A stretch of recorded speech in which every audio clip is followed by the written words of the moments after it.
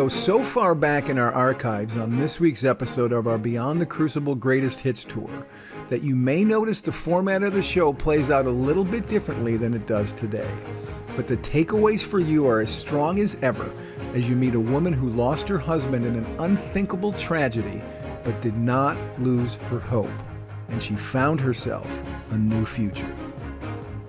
Welcome, everybody, to this episode of Beyond the Crucible. I'm Gary Schneeberger, your co-host and the communications director for Crucible Leadership. And you have clicked play on, we hope you've clicked subscribe to, a podcast that deals in what our founder refers to as crucible experiences. Crucible experiences are those moments in life that are painful, those moments in life that are setbacks, failures, traumas, tragedies, things that happen to us, things that sometimes we have a hand in bringing about.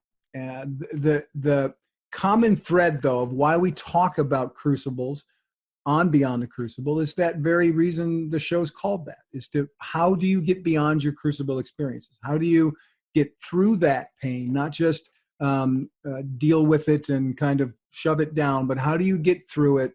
How do you move on to a better place, which we refer to as moving on to building a life of significance.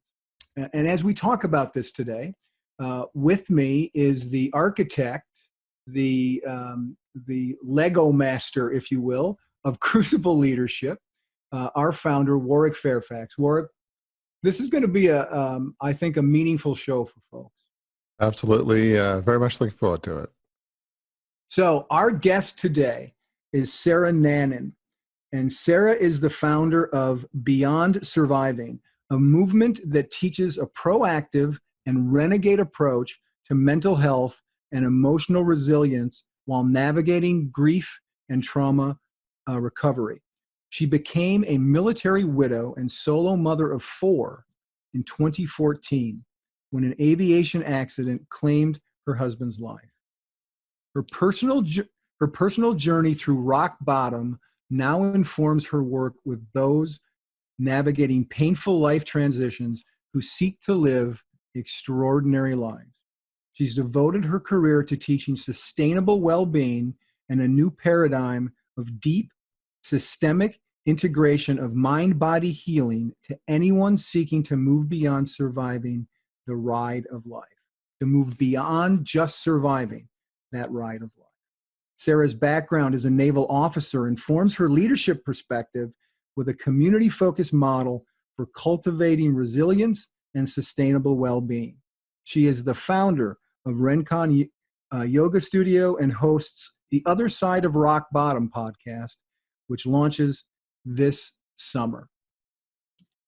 Take it away, Warwick. Well, Sarah, thanks so much for being here. Really appreciate it. Before we get into your crucible experience, which some people are like, yeah, I don't know if I've had a crucible. Sadly, you obviously do understand that, you know what it was, you know the date. But tell us a bit about who you are, Sarah, and how you grew up, and a little bit about your family, and kind of in the lead up to your crucible, just a little about Sarah Nannen. Well, Sarah Nannen grew up in central Illinois, in the middle of America, I guess. Good old farm community, US of A, small town. You know, played sports, was pretty smart, played the violin, went off to college, did the ROTC thing, became a naval officer, married my college sweetheart. I was 4 babies in when I found out that he passed. And so I was just sort of doing that average life. My average life looked like living in Japan at the time.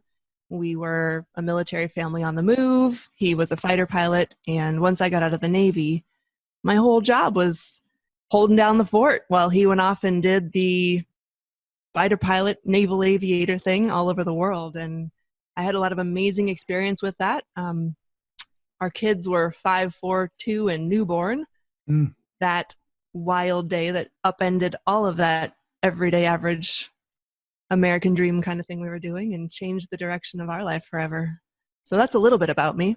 Wow. So until that point, And that was obviously the defining crucible of your life. Had you had any others? I mean, did life seem pretty normal, you know, wonderful family, siblings, parents, grandparents? Was it like, life is good, I'm blessed? And was that kind of your experience? My mother-in-law described us as the golden couple, that we were Wow. both, you know, high achievers, and everything we envisioned, we managed to create.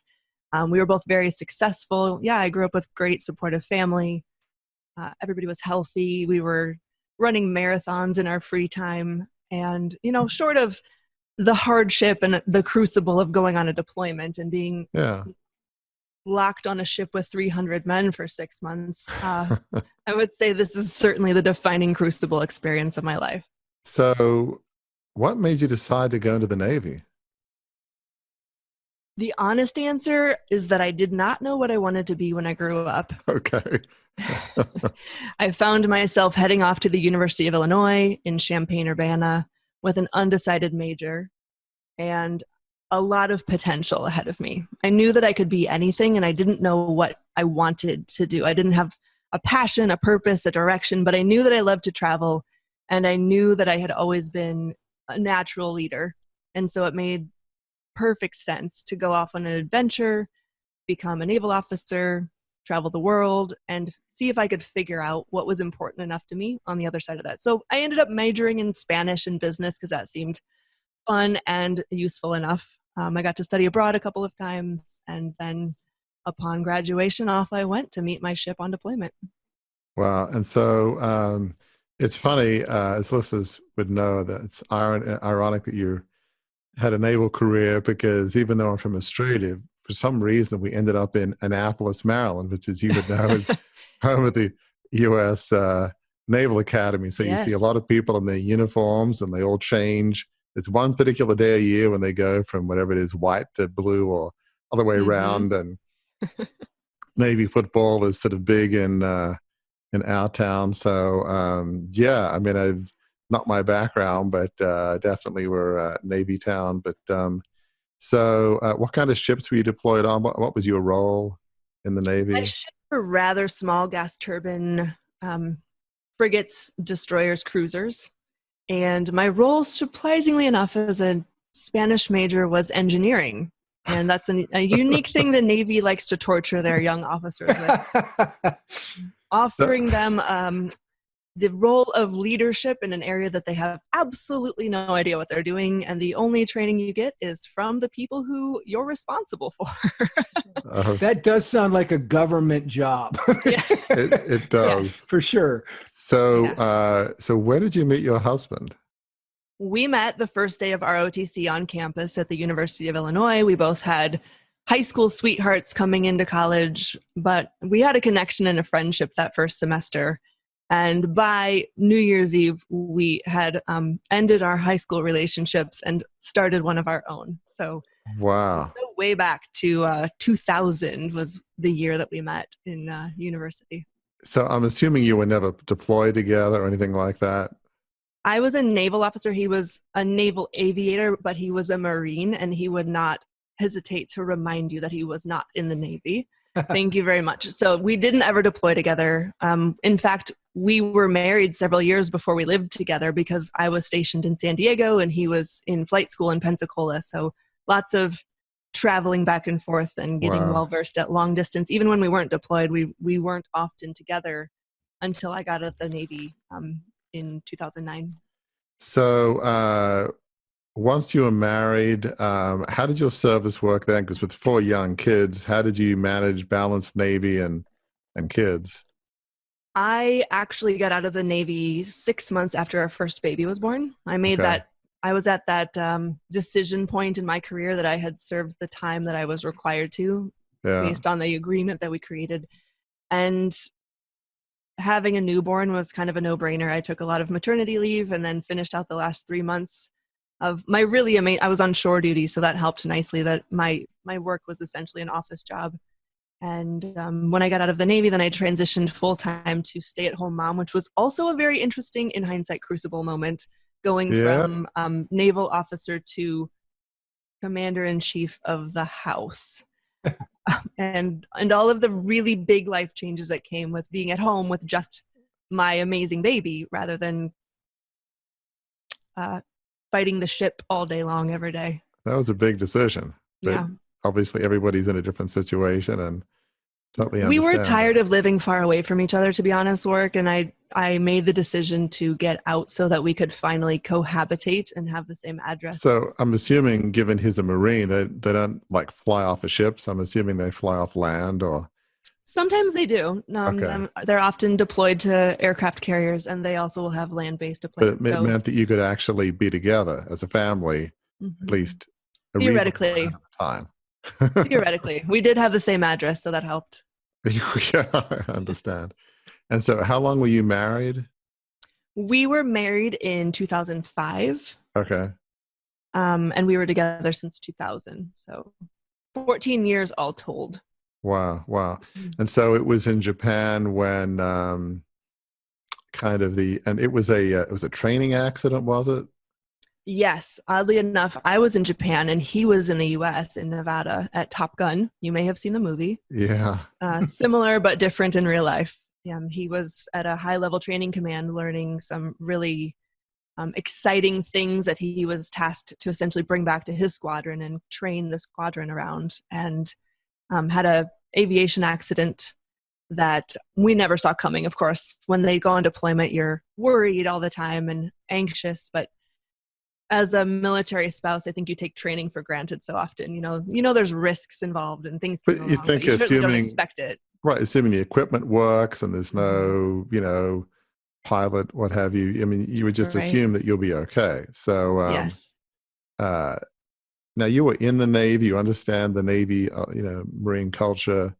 So I'm assuming you see in the movies, and maybe I think you recounted this, two officers, they're walking down towards your front door, and I think you mentioned you knew why they were there. It's just like you see in the movies. And even as I describe it, I can sort of feel my body remembering that moment. Like you have those crucible moments and you can't unsee them. And it truly is. You see them coming up the steps and you just know why they're there, which is helpful because I don't think they wanted to have to say the words to me. And we both took a while to figure out how to talk to each other about what was actually happening. Do they say the words you just see, like on behalf of a grateful nation, that whole... That came thing. More toward the funeral time. Okay. In that moment, I think they were attempting to just say, I don't know how to say this, but there was an accident. And, at that point, I was already in my complete dissociative psychology state of crying and shaking my head no while welcoming them into my home, while remembering that my children were at the lunch table and trying to navigate all of the complexity of that moment with as much grace and also the overwhelmingly human emotions that naturally come out when you find out that your partner has died. The fact that you were in the Navy, did that make any difference to how you experienced it as opposed to any other spouse of, somebody in the military? I love that question. I think it didn't affect at all my grief experience and the intensity of the emotions, but it did afford me a comfortability in that environment that I felt ease in asking questions to high-ranking members of the military that I think others may not have. Even though spouses don't worry about rank, there is sort of this understanding of the structure of power. And I had no qualms about talking to the general in very clear terms and asking questions. And I think I maybe knew what questions to ask in a way that someone who doesn't have as much exposure to that kind of thing might. So I do think it did help. Yeah, you want to know, well, what happened? How could this possibly happen? Because I'm sure, again, we don't need to get into details, but I'm sure your husband was very good at what he did. Otherwise, he wouldn't have got the Top Gun. It's not like he's some rookie first time up in the air. Where's the control stick? Where's the gauges again? I mean, he knew what he was doing. So I'm sure that was one whole episode. And I'm assuming there's probably a good support system. I mean, sadly, this happens. Other Navy spouses, you probably could talk to not just spouses, but officers too, because you were. Yeah, I think that I had a relationship with a lot of his co-workers. That seems like a strange word, but his peers that maybe other spouses didn't. Again, there was a mutual respect perhaps that I had earned knowing that I had also served. And so I did feel again that I could call up or text someone who I saw as a friend, not just someone that worked with him, and say, I need you to tell it to me like it is. Don't Right. sugarcoat it. I know that you're trying to be careful with me, but I need to know the information. Whatever you can tell me is appreciated.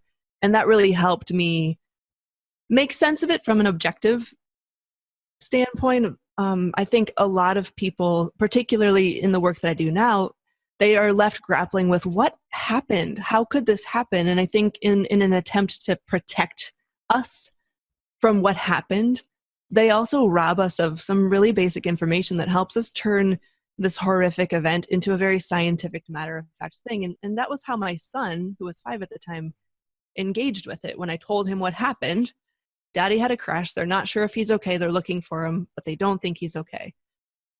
And he said, well, Mom, there's helicopters with lights on them, so they'll find him. Don't worry. Like, he was just so matter-of-fact about the thing, because young children don't have all of those social stories to apply on top of the information. It's just information. And so having that access to information, and I guess the privilege or the self-appointed privilege to say, I'm going to ask these questions that other people might not feel So you safe feel asking. you at least had closure in the sense that you knew what happened and why. It felt like you were being given the truth, not some, I don't know, whitewashed or sanitized version for spouses. So that probably helped to a degree. And one of the things I think I've read is you have 4 children, and your youngest, a daughter, was it a few weeks? Yes, 6 weeks old. So that's one of obviously the tragedies when you have 4 kids, and even your oldest at 5, it's still young, would have some Very memories. young. But your younger ones probably, obviously, your little daughter wouldn't, She never met him, actually. She was Um, born while he was already gone, so he watched her birth via FaceTime. oh my gosh. The pictures that we have of them together are screenshots of them So looking at each other through technology. not only do you have the tragedy of your husband, but the sense of my youngest daughter and my younger kids are not going to know their father. I mean, I want to obviously talk about how you got beyond that, but I think it's probably obvious, but the listeners are still going to want to know. Some have gone through your experience, some have not. Sure. What were you feeling about those 2 tragedies, in a sense? Your husband dying, and especially your youngest daughter never having met their father, your probably youngest 2, not really having many memories. So what was your emotions in those weeks and months afterwards? I really appreciate you making those 2 separate things, because I think often people see the story as one giant tragedy with no way out. And it really was this very juxtaposed personal loss, and figuring out, who am I now without him? And also this overwhelming sense of pity, being too young to be a widow, as everyone liked to phrase it, that I was sort of clamoring to reclaim my autonomy and my existence without him, in a way that was like very projected upon me, that my life was kind of over and everybody knew it. And so they were there to help me suffer through the rest of my life. But then there was this other very clear desire to protect my children from unnecessary pain, and also to really help them experience the pain in an honest way that was useful to their healing, rather than hiding them from it. And so navigating what's the appropriate amount of disclosure and dialogue with a 2-year-old or a 5-year-old around what's happening, and helping them express that in ways that are age appropriate and even accessible. And there was a lot of information involved, because young children really don't even understand the concept of death. So I had to teach them what that even meant before I could get to telling them what had happened.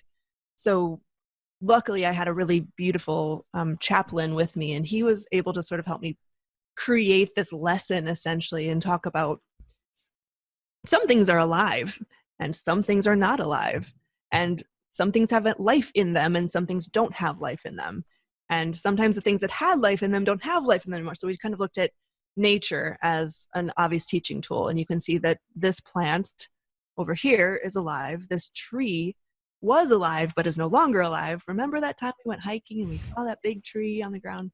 And then you can see a fake plant in the house that clearly does not have any life in it, but looks like it could. So just kind of giving them some basic understanding of life and death and what it means to be living and what happens when you're not living was sort of our starting point. And I think as they grow and as they continue to grow, they will have new experiences with their grief. They will have new questions. They'll have new understandings. As they learn to identify as themselves, they'll also look back and want to know more. And so one of the things that I've sort of done to help them know him without having known him is that he's always remained a part of our conversations. And so they'll be able to describe him to you. They know what food he liked. They know what teams he liked. They know how he liked to spend his time. And so I've sort of posthumously created this relationship to him for them that they feel as though they remember, even though it's simply information that I've continued to help them create this image of who he was. And I think that's really helpful, that even though they don't have a lot of memory of time together, they feel like they know who he was still. Wow. So I just can picture just those first few months and years where you're dealing with your own grief. You're obviously, highly intelligent person. You don't get into the Navy without being a leader. So intellectually, you know what needs to be done. It's almost like, it's a terrible mission. It's difficult, but I need to overcome it. So intellectually, yeah, you probably, in some sense, had an idea of what you needed to do, but then you're a human being. Yes. And thank you. Sadly, even though you might know the right things to do and you're getting counseling and all the rest, you still have to deal with we're all human and it's devastating. So you're trying to be strong, deal with your own emotions, but then you're also trying to help your children and just be in this, to use your phrase, like this fetal ball weeping every day. That may be normal and totally fine, but that may or may not help your kids. So it's like, gosh, I got to be strong for my kids, even if I don't feel like I'm particularly strong in any given moment. So that's got to be, I've got to try and help them when I'm having enough trouble helping myself. I don't think I have any energy to help anybody else other than me. So that's got to have been, having 4 children so young, that's got to have been a huge stretch on internal resources to try to keep yourself sane and be strong and calm for your kids. It's interesting that I actually had to reverse engineer my grief after that initial shock, because within the week we were on an airplane back to the States with 13 suitcases and living with my folks, and then seeking a house and buying a car and finding a pediatrician. And so there wasn't actually space for me to be anything but strong and mission driven, as you pointed out. That was my auto default, was to go straight to strong. And it took probably a year before I was able to circle back around to, now that all that's done and we have somewhere to live and they have a school to go to, now what do I do? And that was sort of the point where I was capable to start interfacing with the grief and the emotions and the fears and the unknowns and all of the, who am I now? And even the complexity of the social thing that continued, where as much as I would work to find strength in myself or find something to inspire me, my identity sort of always came back around to his death for the people in the world around me. And so it took a lot to really reclaim my sense of self, and then even more to get to a point where I could stand in that and say yes, and because so many people could only see the tragic widow no matter what I did. Right. So, that's Sarah Nannen. Oh, she was the wife of that Navy pilot and Marine pilot and Top Gun. It was so tragic. Oh my gosh, how will she get through this? It's sort of like Sarah Nannen, who is. Right. And the who is like never changes. It's frozen in time. You're perpetually that age and that grief-stricken widow, and there's no end. Does it feel like sort of like a prison? Like they don't let you out of the box. That's who you are, and they'll never change. It did feel as though I was supposed to climb into that widow box and let everybody sort of seal me in there and set up shop and be happy. Like that, this is your job now. Your job is to grieve and remember your husband and help us grieve and remember your husband. And for the rest of forever, this is what we will do. And when Memorial Day comes around, when his birthday comes around, we're going to come back around to you so that we can grieve together. And that will be your life. And it felt so small. Yeah. And this is a fascinating point to hear you talk about that, Sarah. You began several minutes back where you said something along the lines of people sort of looked at you like your life was over. And Warwick, listeners who know your story, there's a very similar emotion happened to you when the takeover bid failed. And in some ways, what you just described in talking to Sarah about you're supposed to be in this box and you're the widow of this pilot, you in many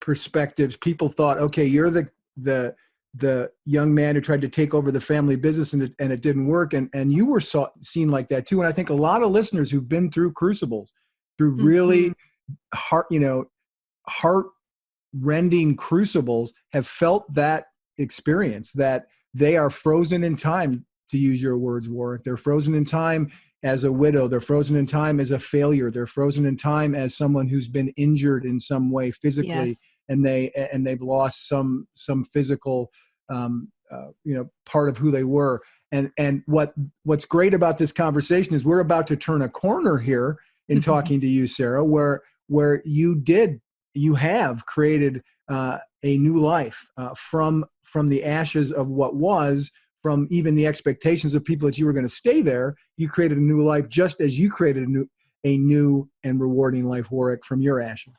Yeah, I mean, it's so well said. Obviously, don't want to compare tragedies, because it's one thing losing a 150-year-old family business, but a spouse, that feels pretty up there as about as bad a tough a thing as you could possibly go through. But in a sense, a meaningful comparison, though. It absolutely is, and I think it's a very universal thread that when we have what you call a crucible moment, on the other side of that, we're asked to identify as a cancer survivor or as a survivor of that person, or he figured out how to fix that failure. It always comes back around to that. Always see you. And moment. Like in my case, as listeners know, as 26-year-old, just back from Harvard Business School, launched this $2 billion plus takeover, wanting to bring it back, and ideals are found, it fails.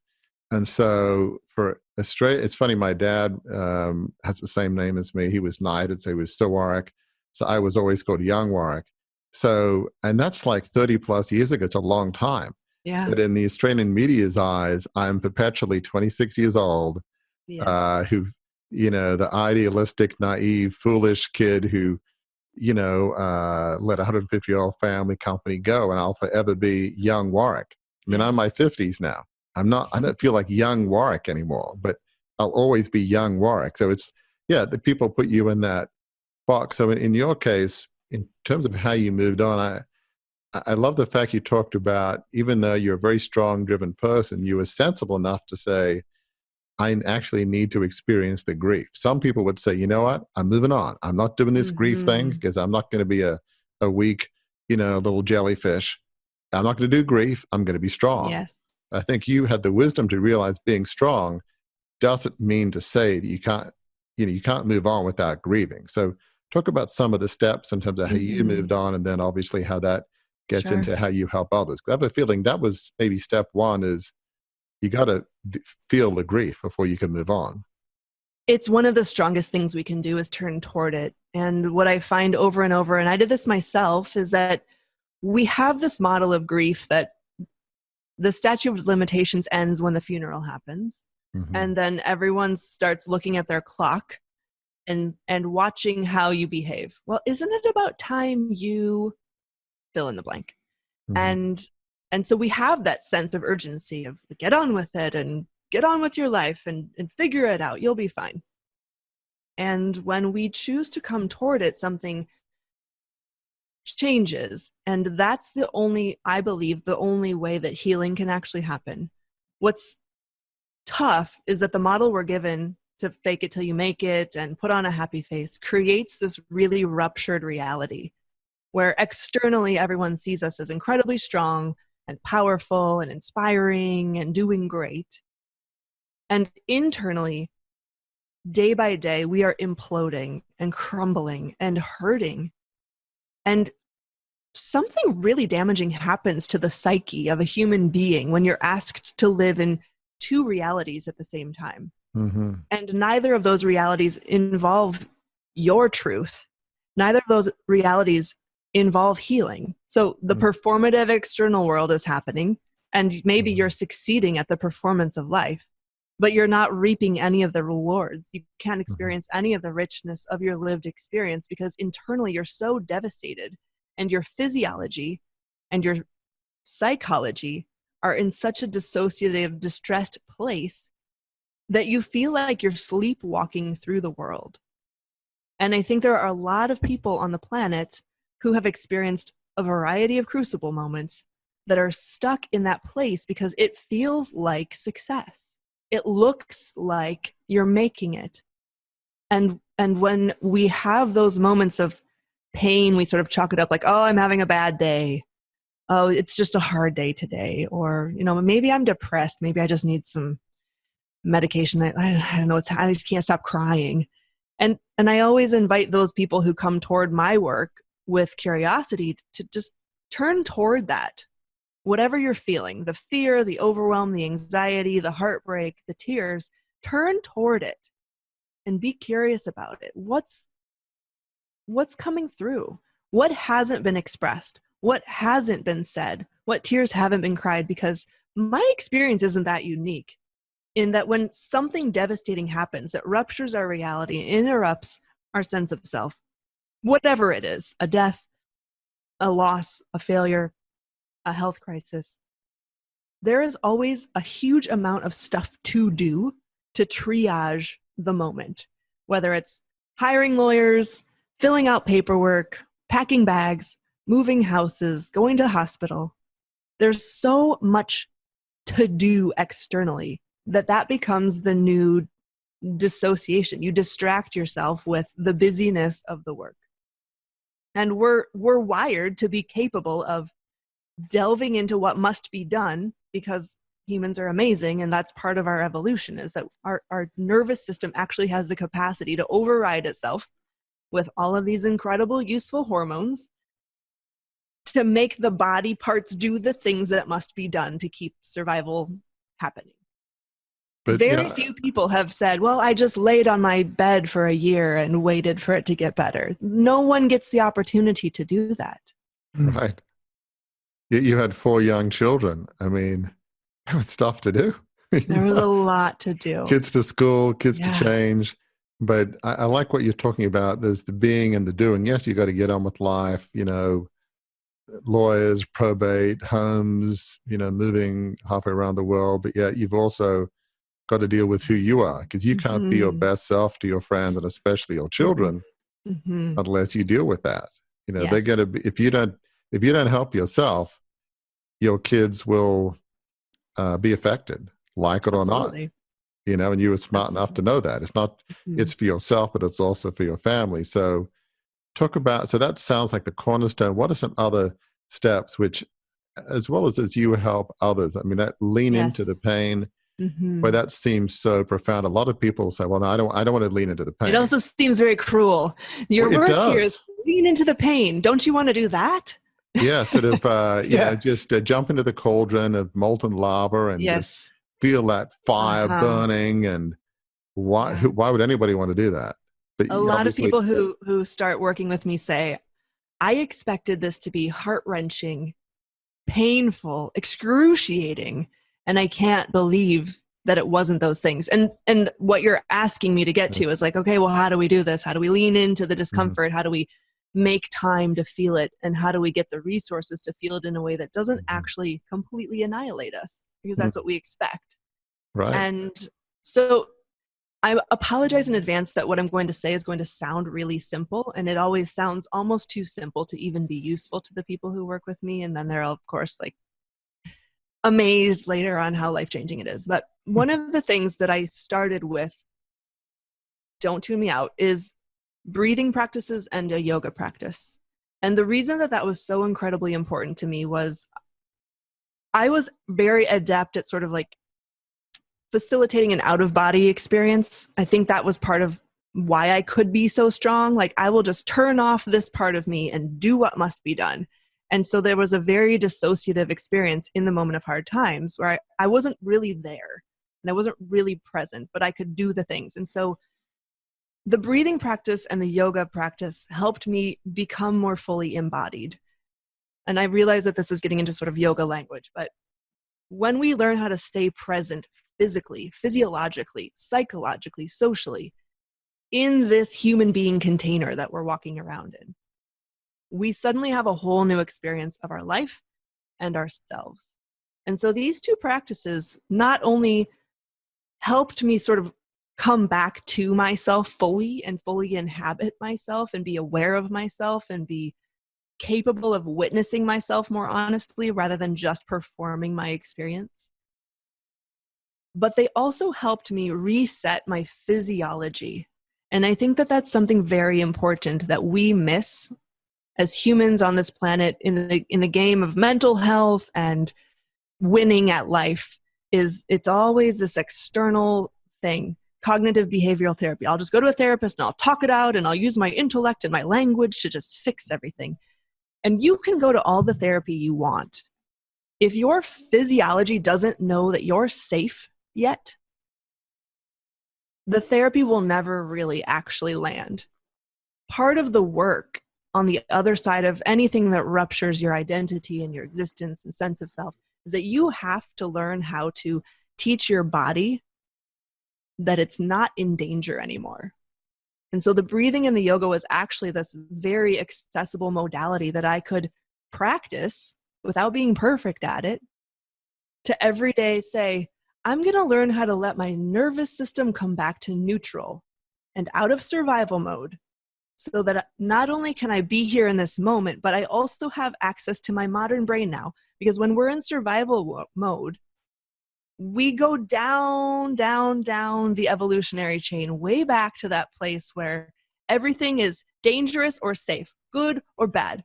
We don't have access to this incredible intellect that's capable of immense and endless solutions to life's problems. Yeah, it's that whole fight or flight, primitive human being notion. So yeah, I love what you're saying. I mean, I guess from my perspective as a person of faith, I mean, there's different tools to do, I think, what you're talking about. Like, when I've gone through some different crucibles, for me, prayer, spiritual meditation, for me, maybe it might be reading scriptures. Is there a thought that for me, some spiritual thought that some wise person perhaps up there is trying to tell me? I mean, obviously there are different ways of doing it.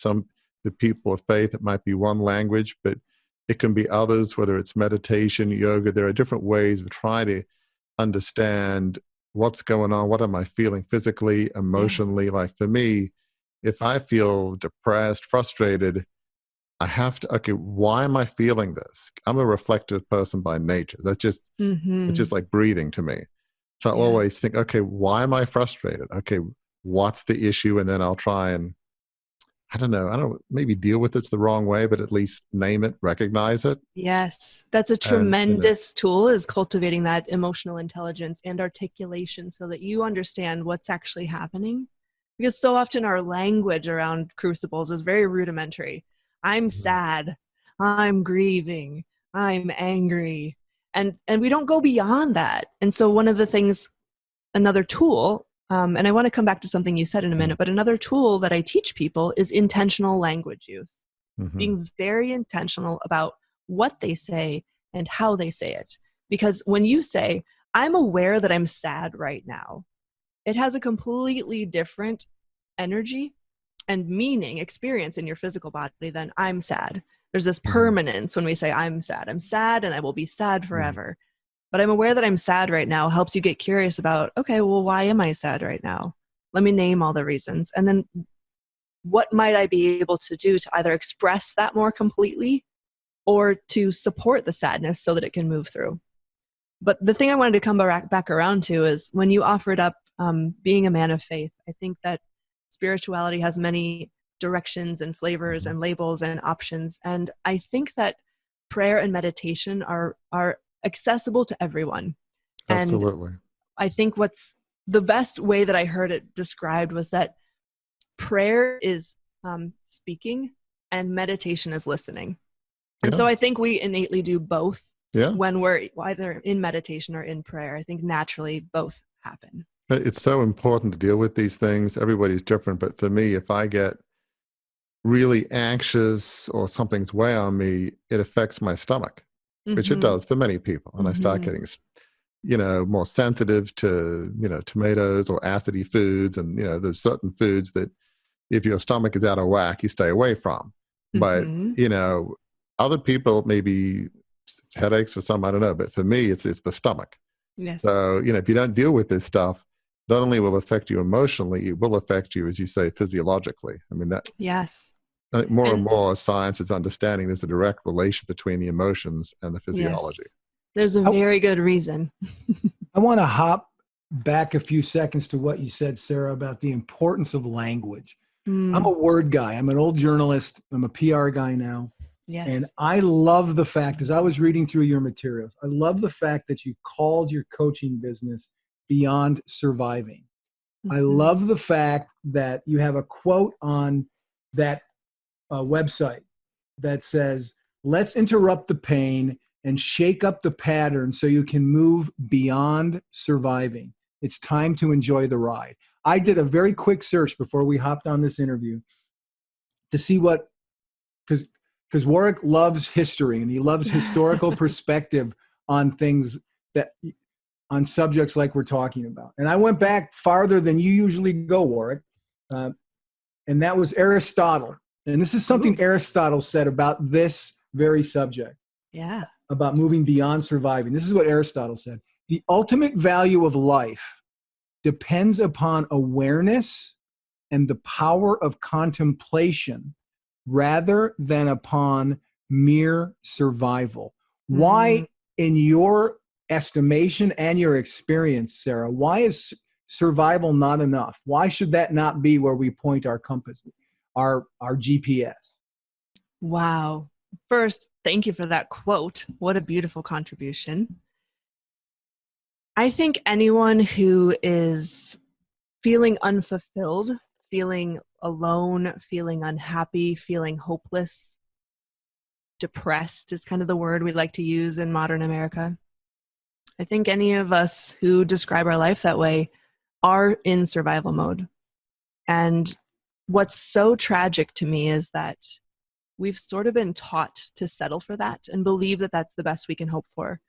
That life is hard and, some people get lucky, but most of us just suffer and struggle. Life is hard. And so few of us understand how self-empowered we are, how many resources we have all around us, how much life is a proactive, participatory experience rather than one that's only in receiving mode. And I think we are wired for survival, of course. So that is the default when stuff gets hard. But we've also been taught and programmed and modeled that that's the best you can hope for.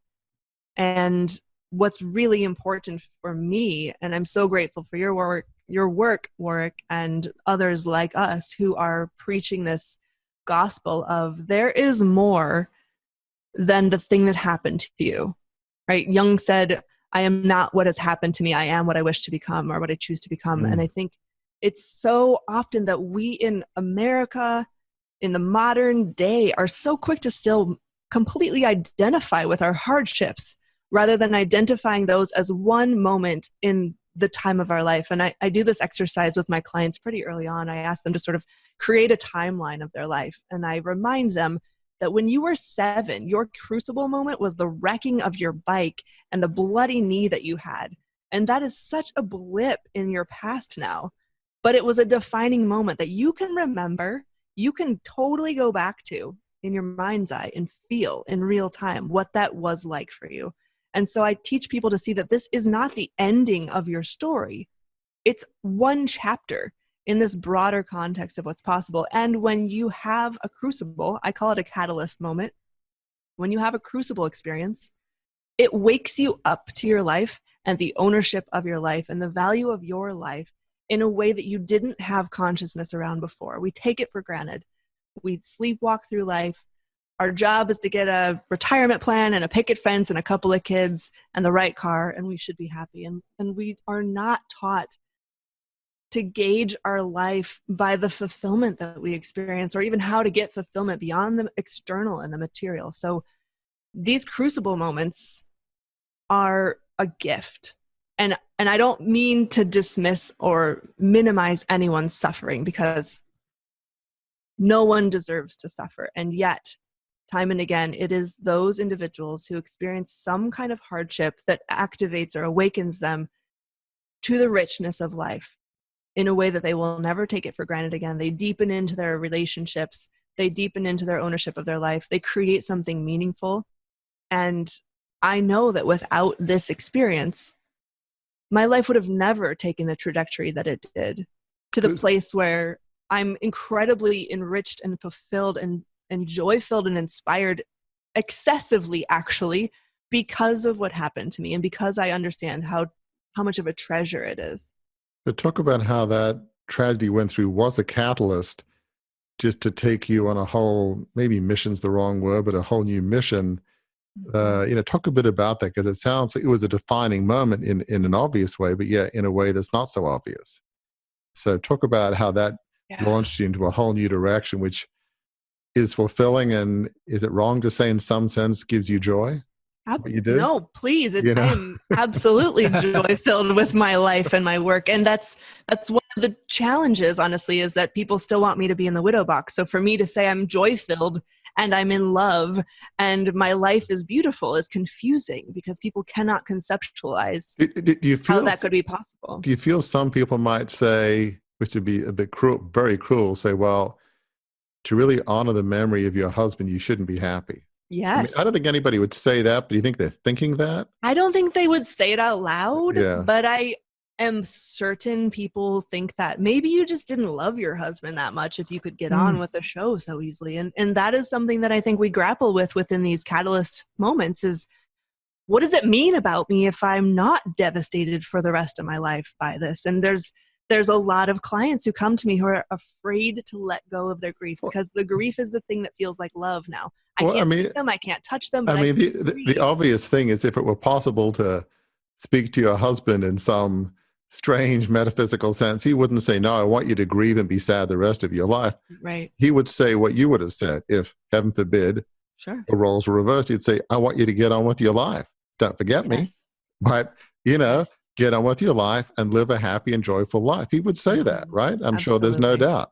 And you would have said that to him if the role. So how is that dishonoring his memory? I know this is obvious, but as you say, people put you in a box. So it's a demonstration of how small I think the concept of love is within our humanity. People are like, how could I ever love anyone again? And I say, well, I have 4 children and I don't only love my first son.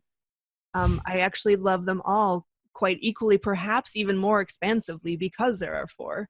I think we're so much more capable of vast love and deep intimacy and connection and joy than we realize, because we're sold this story of find your soulmate and live happily ever after and they'll complete you and everything will be grand. And so really, like, tearing down the wallpaper of that belief system that the American dream seems to be built upon, and getting real with the fact that there's no person who can complete you or make you feel loved unless you are deeply connected to and in love with yourself. You'll never really actually experience intimacy or connection or fulfillment, no matter how great you think your marriage is.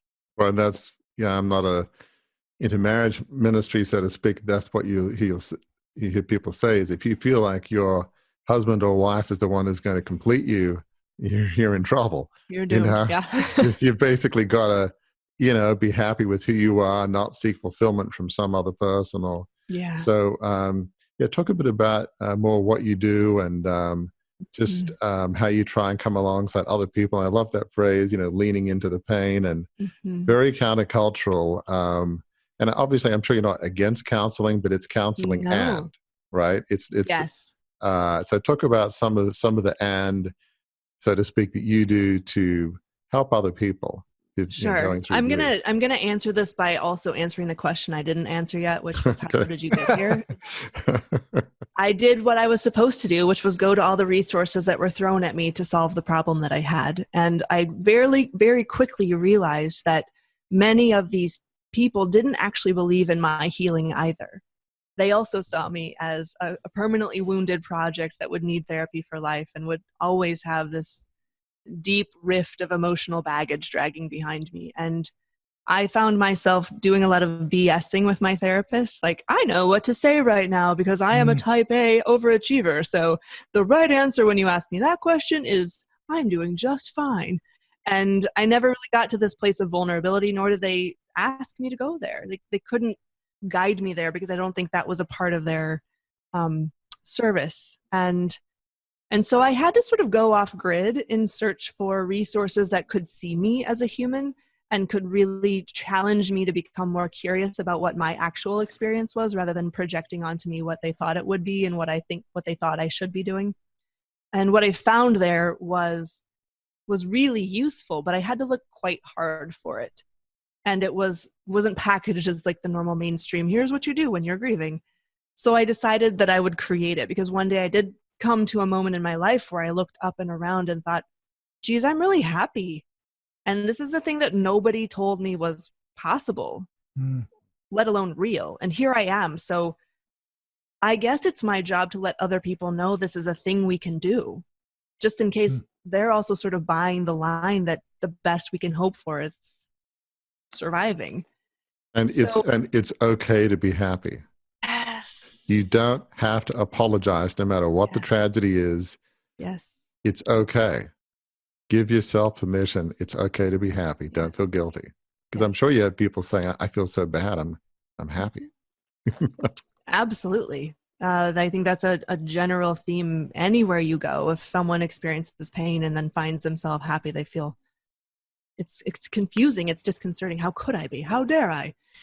So essentially what I've done is create this coaching program that's built upon community and mind-body resourcing and teaching people tools and language and the ability to self-reflect rather than deflect and dissociate. And I started out working primarily with widows, and it was really and continues to be really powerful and exciting, and to watch them sort of evolve beyond navigating their widowhood to navigating their lives in a broader context beyond that label.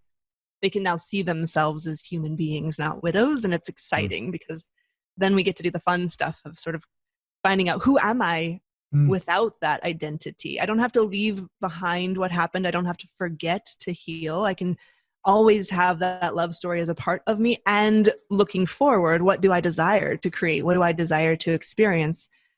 We don't get there overnight, of course. There's a lot of terrain to cover, but that is ultimately where we head, is getting to the place where the pain feels like a part of the story that they're very familiar with rather than one they're grappling with.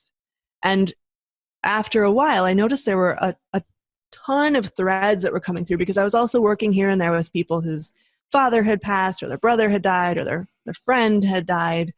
And I just noticed that it wasn't any different than working with the widows. The language was slightly different, but the same fears and concerns and lack of ability to express what they were feeling and didn't know how to, I don't know where to go, I don't know what to do, was all the same. And so this has evolved with time, sort of looking at the psychosomatic experience of navigating a painful life experience and what is missing in the culture that we operate in, filling that in with tools and self-resourcing and the ability to turn to ourselves with curiosity and notice what we're experiencing so we can be honest about that and make choices and express ourselves in new ways to find our way to the truth of who we are rather than staying in that box, whatever the box might be. And this is a good time, this is a good time for us to do a couple things. One, it's about time to shelve the book back on the shelf. And but the other thing, Sarah, I would be remiss if after you explained all of that, I did not give you the chance to let listeners know how can they find out more about what you do and get in touch with you. Thank you for that. I'm on Facebook and Instagram, and also have a website. My name is Sarah Nannen. It's lots of letters, so I'm hoping you have show notes somewhere. We do. But if you look for me on the Facebook or the Instagram, or connect with me at sarahnannen.com, SarahNannen.com. Write that down for them so they don't have to remember. I will. And you got nothing on Schneeberger for long letters in your name. But I digress. Warwick, I'll give you the last question. Yeah, I mean, thank you so much, Sarah. I love what you do. I have this image in my mind. I think of that whole Scarlet Ladder thing from, I don't know, Salem, Massachusetts. And it's almost like for some widows, they feel like they have the big W on their forehead. Yes. So you're going to have it somewhere, but it doesn't have to be that big. It doesn't have to, you are more than your tragedy. Tragedy doesn't define you. I remember in the 90s, I wasn't in, as listeners know, wasn't in particularly good shape. And there were some well-meaning people who said, gosh, after that tragedy that Warwick went through and losing all that family business, and he's in pretty bad shape, he'll probably never amount to more than that. He'll always be, just a pile of broken pieces. Now, they wouldn't say that to my face, but I felt that. You knew probably resented it a bit at the time, but it's like, to me, you want to get in touch with what you've been through, but to me, as I've been on a couple of church board and a school board, and now with Crucible Leadership, there's sort of a healing element as you're focused on using your pain to help others. Doesn't mean it totally goes away. There's always a scar, but the combination of just understanding who you are, dealing with that, being real with that. I love that phrase, leaning into the pain, but then finding a purpose for your life in our language of life significance. That's also part of not being defined by your tragedy.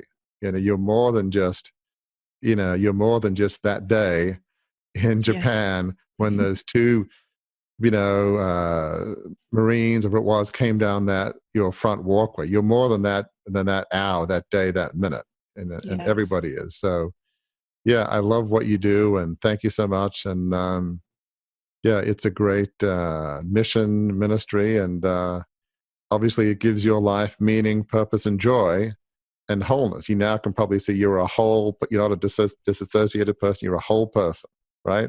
I strive to be. Body, spirit.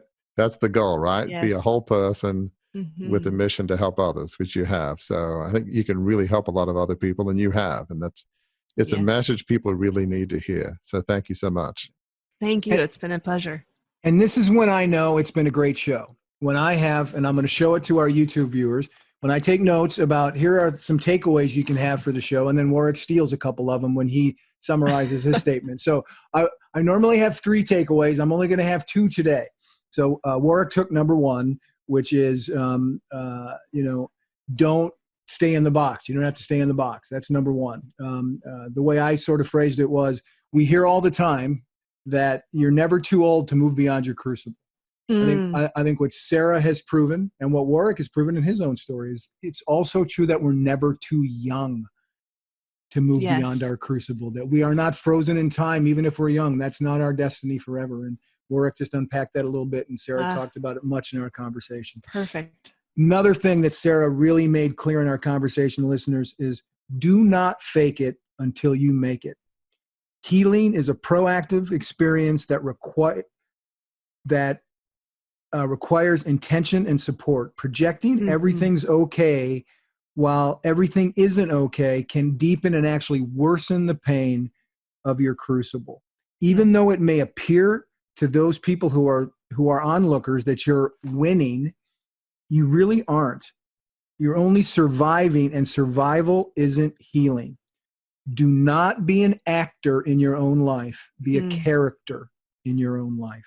Yeah. And then the third point I think that we can walk away with from this really meaningful conversation is never settle, but strive.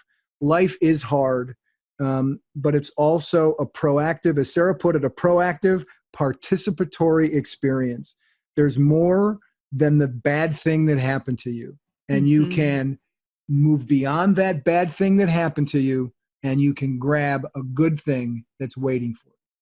And that is what we hope to point you to each week on Beyond the Crucible. So until we are together the next time, listener, thank you for joining us. And remember that your crucible experiences are indeed painful. They can knock you off balance. They can change, as they did for Warwick and Sarah, the trajectory of your life. But they are not the end of your story. In fact, if you lean into the pain, as Sarah says, if you learn from those experiences, as Warwick has talked about, they can be the start of a new story, a new chapter in your life that can become the most joyous and most rewarding because it leads you to a life of significance.